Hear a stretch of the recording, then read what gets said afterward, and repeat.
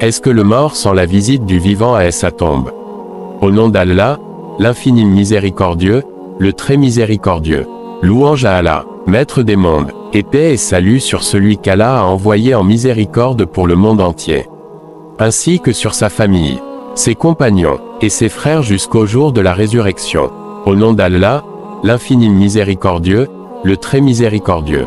La louange est à Allah le Seigneur des mondes, et que la bénédiction et le salut soient sur le messager d'Allah, ainsi que sur sa famille, ses compagnons et ses alliés. Ô Allah, rien n'est facile si ce n'est ce que tu as rendu facile, et tu es certes celui qui facilite les difficultés quand tu le veux. Ô Allah, nous cherchons refuge auprès de toi contre une science qui n'est pas utile, contre un cœur qui ne s'humilie pas, contre un œil qui ne pleure pas et contre une âme qui ne se contente pas. Ô Allah, guide-nous vers les meilleurs caractères, car nul n'y guide en dehors de toi, et éloigne de nous les mauvais, car nul ne peut nous en éloigner en dehors de toi. Ô Allah, bénis-nous dans nos œuvres, nos vies, nos descendances et dans toutes nos affaires. Et la louange est à Allah par le biais duquel les bonnes œuvres s'accomplissent. Est-ce que le mort sent la visite du vivant à sa tombe? Premièrement, il est important de savoir que le mort sent l'arrivée du visiteur à sa tombe, l'entend, s'en console ou s'en afflige, mais ne peut ni agir ni se conformer à aucune des recommandations du vivant. Si le vivant lui dit par exemple, « N'oublie pas de répondre aux deux anges quand ils te posent les questions, quel est ton Seigneur ?» Réponds-leur, « Mon Seigneur est Allah », quand ils te demandent quelle est ta religion. Dis-leur, « L'islam », quand ils te demandent quel est ton prophète. Dis-leur, « Muhammad le messager d'Allah ». En fait, le mort ne peut ni profiter de cette recommandation ni, encore moins, la mettre en pratique. Si le vivant lui demande d'invoquer Allah en sa faveur, il ne pourrait pas, étant dans l'impossibilité d'agir ou de réagir pour les raisons mentionnées ci-dessous. Deuxièmement, le mort entend le bruit de la marche et les paroles de ceux qui le portent dans sa dernière demeure. En voici les preuves. 1. Parlant du mort, le prophète a dit, « Le mort entend certainement le bruit de leurs souliers quand ils rebroussent chemin après l'avoir enterré. » Rapporté par Bukhari et Muslim. Il s'ensuit donc qu'il entend le bruit des souliers de ceux qui l'ont enterré. 2. Le mort se console de la présence des visiteurs. On rapporte que, Amr ibn al-As, qu'Allah soit satisfait de lui, a dit à ceux qui ont assisté à sa mort, « Après m'avoir enterré, veuillez, s'il vous plaît, rester à côté de ma tombe pendant un moment équivalent à celui que prend l'abattage d'une chamelle et la distribution de sa viande, le but étant que je puisse me ressaisir. » Rapporté par Muslim, c'est-à-dire le temps de se préparer pour être mieux en mesure de répondre aux questions que lui poseront les deux anges. À noter qu'il ne leur a pas ordonné d'abattre la chamelle. 3. Le mort entend les paroles qu'on lui adresse. S'étant tenu debout sur le fossé de Badr où se trouvaient entassés des morts parmi les polythéistes, le messager d'Allah les adressa ainsi, « Avez-vous trouvé que ce que votre Seigneur avait promis était vrai? Moi en tout cas, j'ai trouvé que ce que mon Seigneur m'avait promis était vrai. » Oumar, qu'Allah soit satisfait de lui dit alors, au messager d'Allah, « Tu adresses la parole à des corps sans âme. » Le prophète lui répondit, « Je jure par celui qui a entière autorité sur moi que vous n'êtes nullement mieux capable d'entendre ce que je dis que. » Rapporté par Bukhari et Muslim. 4. Le mort dans sa tombe entend les salutations qu'on lui adresse. Aïcha rapporte que, lors d'une des nuits qu'il lui consacrait, le prophète était sorti pour se rendre au cimetière d'Al-Baqi. Une fois sur les lieux, il s'est adressé aux morts en ces termes, « Que la paix soit sur vous, aux locataires de cette demeure ou loge des croyants, aussi bien vous que nous-mêmes serons différés pour voir ce qui nous est promis pour demain, mais bientôt, quand Allah le voudra, on vous rejoindra. » Dans une autre version, le messager d'Allah enseignait ces paroles à ses compagnons et il arrivait que l'un d'eux y ajoute, « Nous prions Allah d'accorder la paix autant à nous qu'à vous-même. » Rapporté par Muslim, il est à remarquer que, dans ce hadith, le prophète s'adressait aux morts en disant, « Que la paix soit sur vous, aux locataires de ces demeures ou loges des croyants et des musulmans, nous vous rejoindrons quand Allah le voudra. Puisse-t-il accorder sa miséricorde à ceux, parmi vous et parmi nous, qui sont déjà partis et ceux qui partiront bientôt. Nous prions Allah d'accorder le salut autant à nous qu'à vous-même. » Commentant ce hadith, Ibn al-Qayyim a dit, « Cette parole est adressée à ceux qui entendent et qui prêtent attention, voir le livre d'Ibn al-Qayyim intitulé Arru accent circonflexe H. Il a dit aussi qu'il est inconcevable que le prophète adresse la salutation à ceux qui ne se rendent pas compte de sa présence et n'entendent pas ce qu'il dit. 5. Le prophète a rendu visite à la tombe de sa mère mais n'a pas prié Allah d'accorder son pardon à sa mère.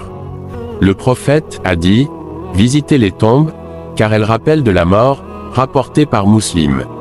Abu Huraira, qu'Allah soit satisfait de lui, rapporte que, s'étant rendu sur la tombe de sa mère, le prophète a pleuré et a fait pleurer ceux qui étaient autour de lui et auxquels il a fait cette confidence.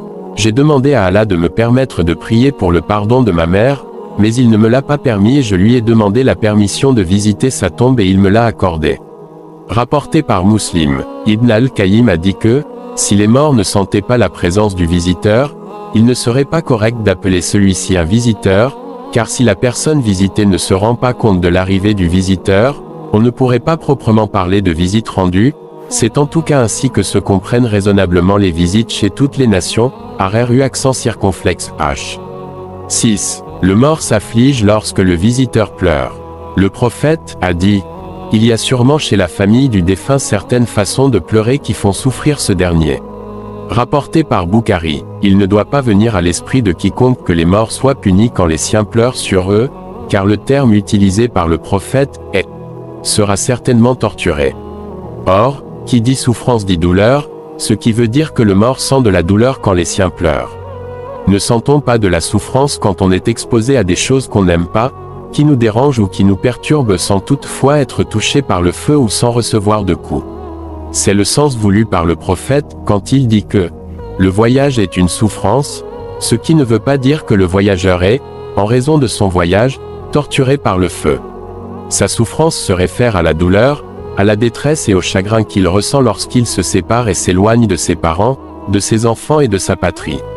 De même que le dormeur entend les cris des enfants quand il veut dormir et s'en sent mal à l'aise et en souffre, de même que le mort lorsque, autour de lui, il y a des pleurs, des gémissements, des cris, des paroles qui ne font pas référence à la louange d'Allah, souffre et se sent offusqué. C'est aussi l'avis d'Ibn Taymiyyah. 7. Parmi les preuves avancées pour prouver que le mort entend la parole du visiteur, il y a le retour de l'âme dans sa tombe de temps en temps comme cela a été expliqué dans une leçon précédente.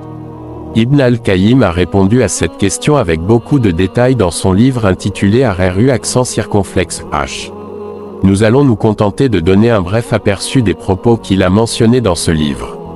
D'après Aïcha, qu'Allah soit satisfait d'elle, le messager d'Allah a dit « Aucun homme ne visite la tombe de son frère coreligionnaire et s'assied auprès d'elle sans que le mort ne se réjouisse de sa compagnie, jusqu'à ce qu'il le quitte. » Ibn Abu al-Dunya, Abu Huraira, qu'Allah soit satisfait de lui, a rapporté que le messager d'Allah a dit « Tout homme qui passe par une tombe et salue son habitant, il lui rend le salut même s'il ne le connaît pas. » Ibn Abd al-Barr a qualifié ce hadith d'authentique. Abd al-Rahman ibn Shamaza al-Mari raconte « Nous rendîmes visite à Amr ibn al, alors qu'il était à l'article de la mort. Il pleura longtemps et tourna son visage vers le mur. Son fils lui dit « Ô père, qu'est-ce qui te fait pleurer? Le messager d'Allah ne t'a-t-il pas annoncé que tu auras telle et telle récompense? » Alors il nous regarda et dit « Nous considérions l'attestation qu'il n'y a d'autre divinité à part Allah et que Mohammed et le messager d'Allah étaient la meilleure œuvre. Dans ma vie je suis passé par 3 états. Il fut un temps où je me vis l'homme le plus haineux vis-à-vis du messager d'Allah. Mon plus grand désir était alors d'avoir une occasion pour le tuer. Si j'étais mort dans cet état, je serais certes parmi les damnés du feu. Puis, quand Allah a ouvert mon cœur à l'islam, je vins trouver le prophète, et lui dis, « Tends la main, que je te fasse acte d'allégeance. » Il tendit sa main mais je retins la mienne. Il me dit, « Qu'as-tu donc, ô Amr ?» Je dis, « J'ai une condition à poser. » Il dit, « Et quelle est ta condition ?»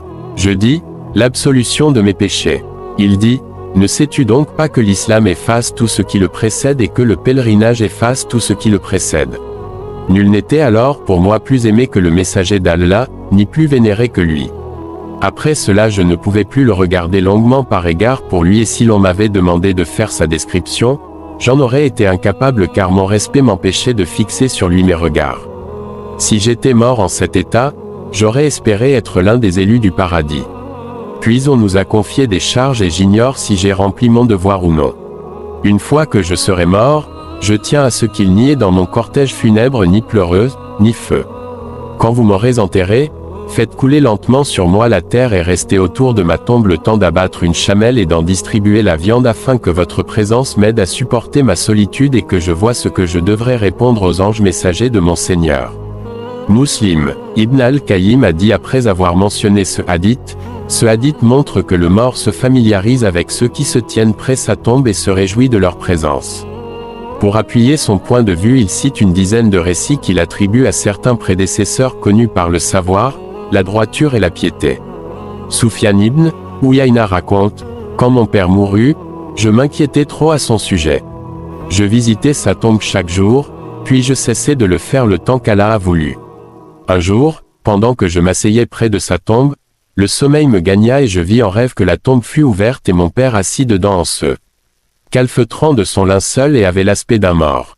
Alors, comme j'avais l'air de quelqu'un qui pleure, mon père me dit « Ô fils, pourquoi tu t'es absenté toute cette période ?»« Ô père, lui répondis-je, étais-tu toujours au courant de mes visites ?»« Oui, dit-il, et chaque fois que tu venais me visiter, je m'en réjouissais ainsi que ceux qui sont proches de moi en t'entendant faire les invocations.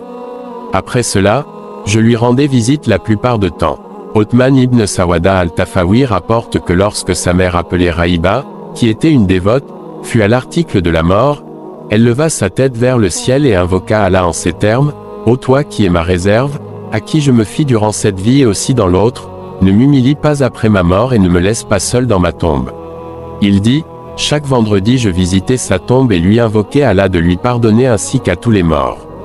Un jour je la vis en rêve et lui demandai, « Ô mère, comment tu te trouves ?» Ô fils, me répondit-elle, la mort a, certes, ses affres.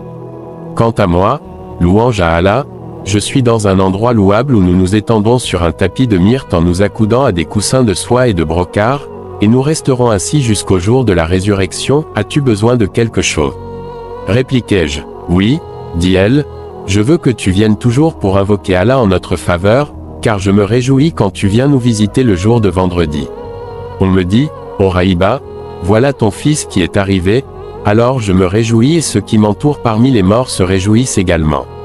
Bikr ibn Mansur raconte, du temps où la peste qui avait envahi le pays, un homme venait au cimetière pour participer à la prière funéraire. Le soir, il se tenait debout à la porte du cimetière et disait, qu'Allah soit votre compagnon, ait pitié de vous, pardonne aux pécheurs d'entre vous et accepte vos bonnes œuvres, sans y rien ajouter. Cet homme raconte, un soir, je rentrais chez moi sans passer par le cimetière et faire l'invocation habituelle. Je vis en rêve une foule de gens qui vinrent me trouver. Je leur demandai, qui êtes-vous? Que voulez-vous? Nous sommes les habitants du cimetière et nous voulons que tu viennes toujours, nous visiter et faire la même invocation, me répondit-on. Dès ce jour-là, je ne cessais de visiter le cimetière et faire l'invocation. Sulaym ibn Umer se trouvait dans un cimetière avec quelques-uns de ses compagnons, et, voulant satisfaire un besoin, ils lui dirent, « Va auprès d'un de ces fossés et urine », il pleura et dit, « Gloire à Allah. Par Allah, j'ai honte des morts comme j'ai honte des vivants. Si le mort ne s'apercevait pas de cela, je n'aurais pas honte de lui. » Avant d'ajouter, on a rapporté et affirmé que les œuvres des vivants seront exposées aux morts qui se réjouiront des bonnes d'entre elles. Quant aux mauvais, ils s'écrieront, « Ô Allah, accorde-leur ton pardon. » Après la mention de ces récits dont nous avons omis d'en citer une grande partie afin de rester bref, Ibn al-Qayyim conclut, les récits et les exemples abondent dans ce sens. Il faut donc retenir que les morts reconnaissent leurs visiteurs, autrement cette visite n'a aucun sens. En plus, le prophète enseignait aux musulmans une formule à dire quand ils visitent les tombes et qui est la suivante, que la paix soit sur vous ô habitants de ces demeures parmi les musulmans et les croyants. Si Allah le veut, nous vous rejoindrons. Qu'Allah fasse miséricorde aux devanciers d'entre vous et nous et à ceux qui viendront après eux.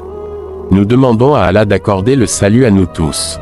De cette formule nous pouvons déduire que le mort reconnaît son visiteur et entend sa salutation mais il est incapable de répondre. Fin de citation. Louange à Allah, Maître des mondes, et paix et salut sur celui qu'Allah a envoyé en miséricorde pour le monde entier. Ainsi que sur sa famille, ses compagnons, et ses frères jusqu'au jour de la résurrection. Nous espérons que vos recherches vous permettront de découvrir de près les grandes dispositions et les règlements précis de cette religion et la sagesse de son auteur. Je demande à Allah de vous assister à réussir. Allah est celui qui guide dans le droit chemin. Qu'Allah nous aide tous et toutes à avoir la bienveillance envers nos parents, de nous guider sur le droit chemin et de nous faire rentrer au paradis. Le musulman aime ce qu'Allah aime et déteste ce qu'Allah déteste. De ce fait, on déteste les péchés, surtout ceux qui encourent la malédiction d'Allah, le châtiment dans ce bas monde ou dans l'au-delà. Nous implorons Allah qu'il nous donne le paradis et nous permette d'accomplir les actes et les paroles qui nous en rapprochent. Et nous cherchons refuge auprès d'Allah contre l'enfer et les actes et les paroles qui en rapprochent. Amin.